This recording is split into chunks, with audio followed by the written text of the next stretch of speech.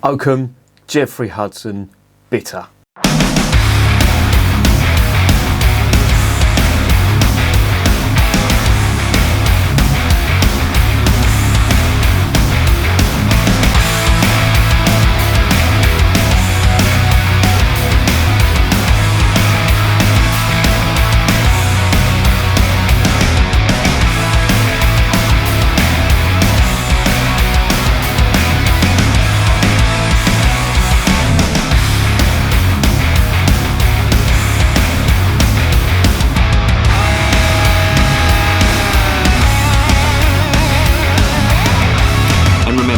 Life is too short to be drinking shitty beer.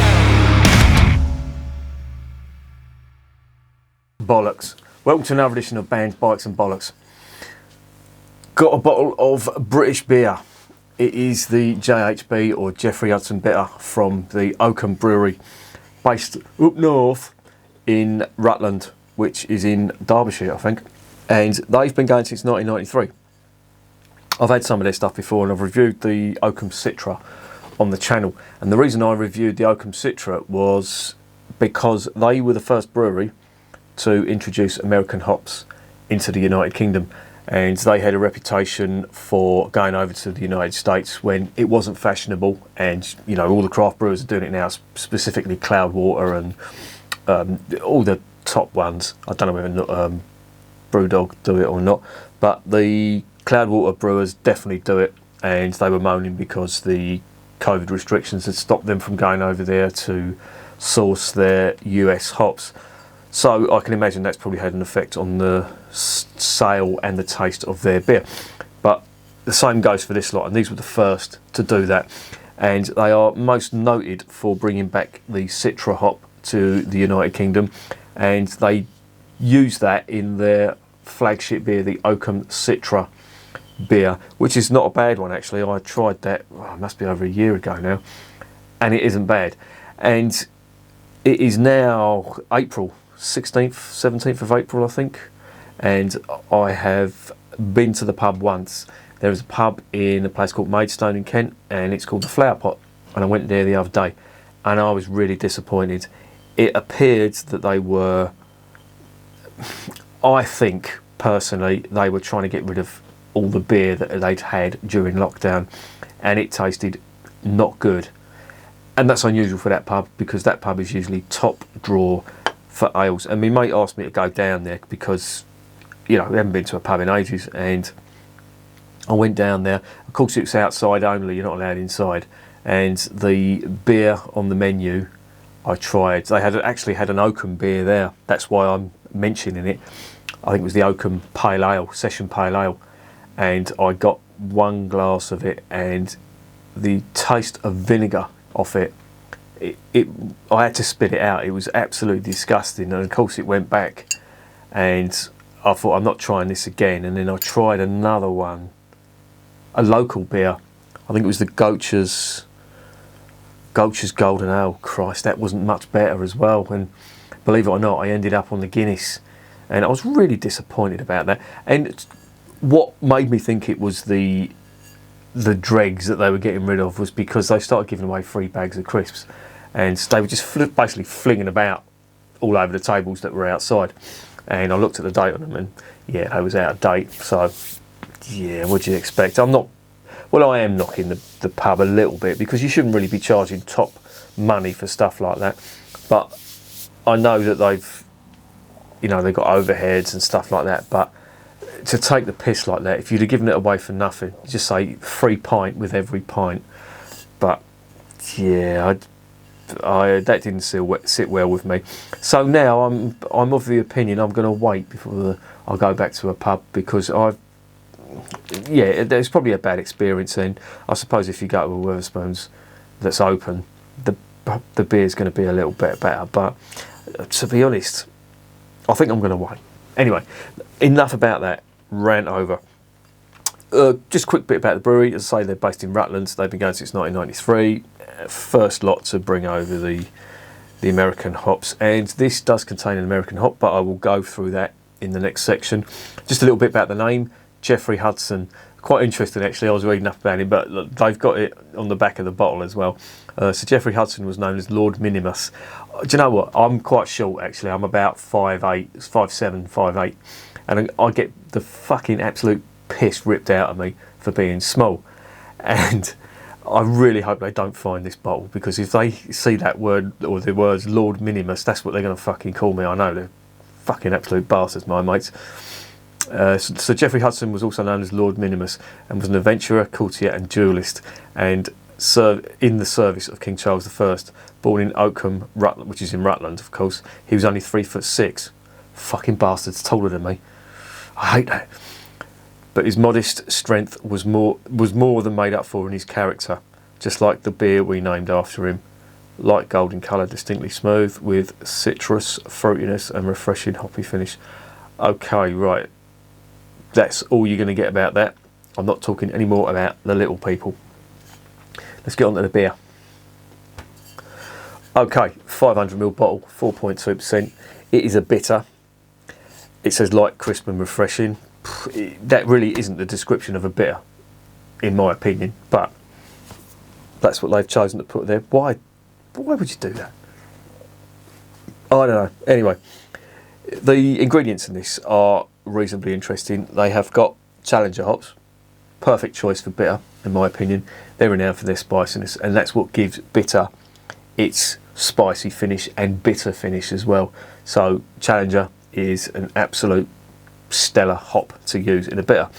But they also use Mount Hood, which is a US hop, and that surprised me a little bit, because if you look at the characteristics of a Mount Hood hop, they're quite reminiscent of a noble hop, but they also have like green fruit, like sort of apple and pear, and they also have a little bit of sort of a floral note to it as well, which begs the question, why have they used an American style hop? Why would you not just use another British style hops like Fuggles or Goldings?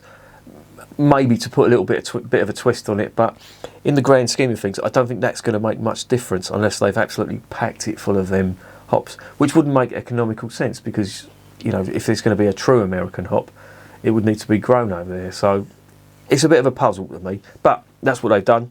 I'm just going to take the beer on what it tastes like, as it should always be. Don't judge the beer by the ingredients until you've tasted it. Quick word about the malt. The malt is the well-known and premium malt of Maris Otter.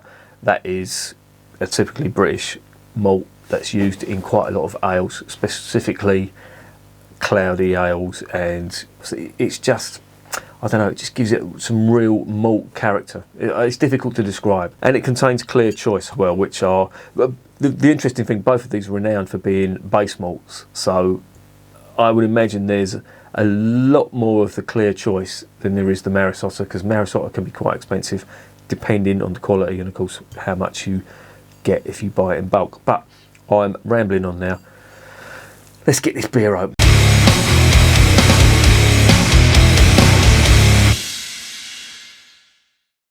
It's been a lovely day today. Been out early this morning. It's a Sunday. Was out. Went to a Raven Park in Waltham Abbey and had the Raven experience. It's basically where you get to meet a raven. Fuck me, them things are massive, but they are so clever. They really are intelligent birds, and I was blown away by just how amazing they look. Really are. I might put some photos up if when the video goes up. I'll just intersperse a couple of photos in every now and again. But let's get the beer in a glass, so because I am raring to go for one. Wow, that is a really lightly coloured. I see on the description where they said light, they actually meant the colour. God, I can smell the hops from here though. Now they call that a bitter, but it looks more like a golden ale to me. Not much of a head. Wow, but I'll tell you something, them hops, they're really prominent. And I can even smell some of the Maris Otter malt in there too. That's coming through. This is quite pungent. Very grassy, herbal, earthy style notes. But there's almost like a honey sweetness that's coming up, and you usually get that from the Marisotto malts. But it's really nice. There's some fruit on there as well. And it's like apple, but not the sour apple that's common in bad beer.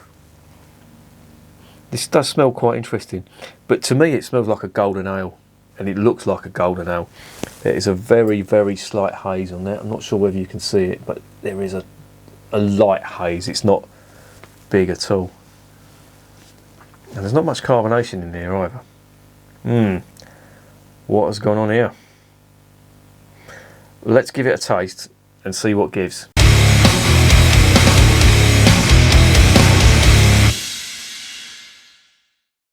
Bottoms up.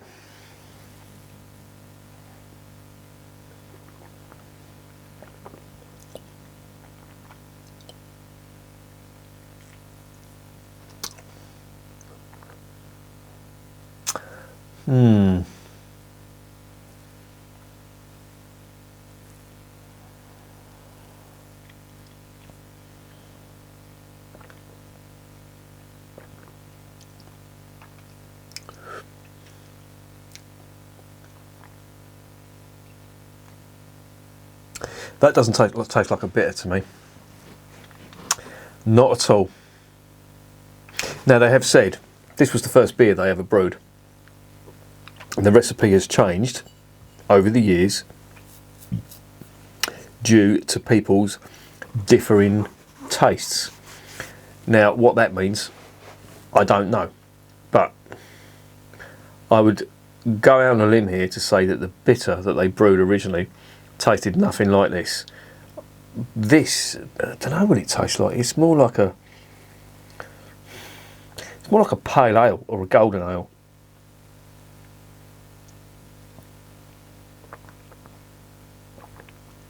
It's very, very fine carbonation on it. You do get some of that green fruit that they're talking about in the Mount Hood hop. I think they've put more Mount Hood in this than they have of the Challenger hop. There is a bitterness to it, but it's more about the green fruit, the grass, the herbal notes. There is some of the malt character coming through on there, like a little, I wouldn't say honey sweetness, but there's a sweetish type of malt, but that's dominated by the fruit and the, I wouldn't say bitter finish, but it's like a, how would I describe that? Like a grassy finish. If you can imagine a very, very slightly astringent grass type finish.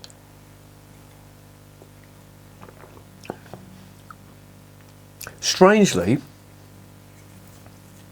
I'm not liking it on the palate, but the finish is really nice, and it does make it a little bit moreish. I'm really not sure about this. It does, for me anyway, it does have a lot of the characteristic of a cask beer. If this was pulled to me on cask and I drank it, that wouldn't feel too out of place. Coming out of a bottle, there's not much head on there, not much carbonation.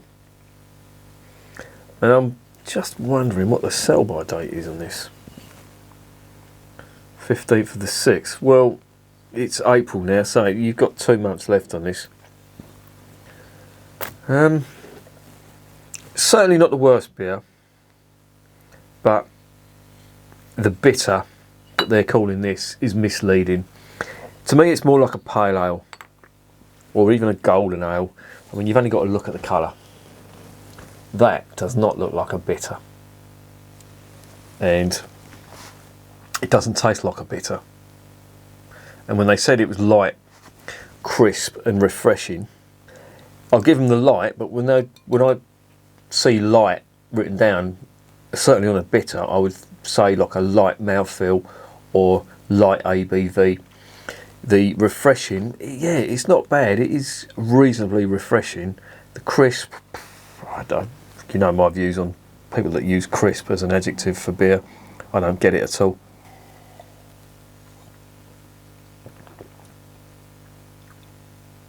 I'm really not sure about this. But you know what? I'm thinking what's confusing me is the fact that it's got bitter written on the bottle.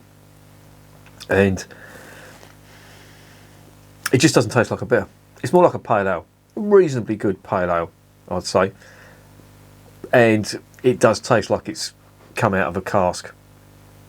It's got that very slow moving, well, hardly non-existent carbonation if you look at that.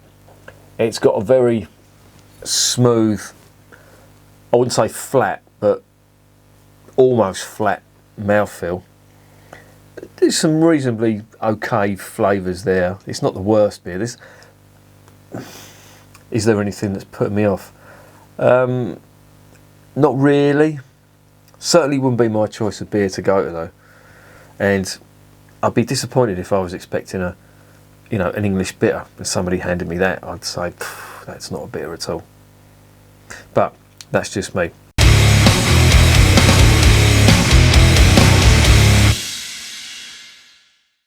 So what's the verdict on JHB, or Jeffrey Hudson Bitter from Oakham? Well, it's not a bitter, not in my opinion. I really don't think that is typical of a British bitter or an English bitter. The colours, I think, is completely wrong. The flavour,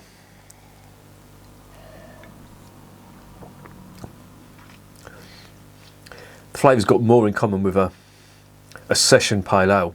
Now, the Oakham session pale ale that I tried the other day tasted of vinegar, and this doesn't taste of vinegar, but I could imagine the session pale ale would taste like this. I'm seriously thinking that maybe this may have been misbottled, but all things considered, on its own merits as a beer, it's okay for 1 pint. I certainly wouldn't pour this down the sink. This will get finished. It's okay. It's quite sessionable. It's 4.2. Flavours are not bad, but it's just not there. It's very run of the mill, if you know what I mean. Now, I know I keep banging on about it, but I'm not going to even class it as a bitter, as a pale ale or a golden ale even. Yeah, it's very, very average. There's nothing to make me want to buy this again. I got this from Morrison's, and they do a couple of Oakham beers. They do the Inferno, and they do the Citra, the Oakham Citra as well, which I reviewed. It wasn't bad. This stuff, I don't think I'll be buying again. It's just disappointed. I was all geared up to have a nice, dark English bitter, and it's nothing of the sort. So I am going to give that. I'm going to give it a 5.5. A, for the misleading description of the type of beer. B, for the slightly uninspiring flavour. C, for the lack of carbonation and head on this. And I think that's a fair mark. I wouldn't go out of my way to buy this again if there was nothing else and this was the only beer that was on cask or keg. Then yeah, I'd buy it, but I won't be buying this again from Morrison's, which is a shame because I don't like to see British brewers doing crap beer, but this just isn't really cutting the mustard with me. So yeah, 5.5 out of 10, not really recommended. And remember, I'm drinking this shit so you don't have to.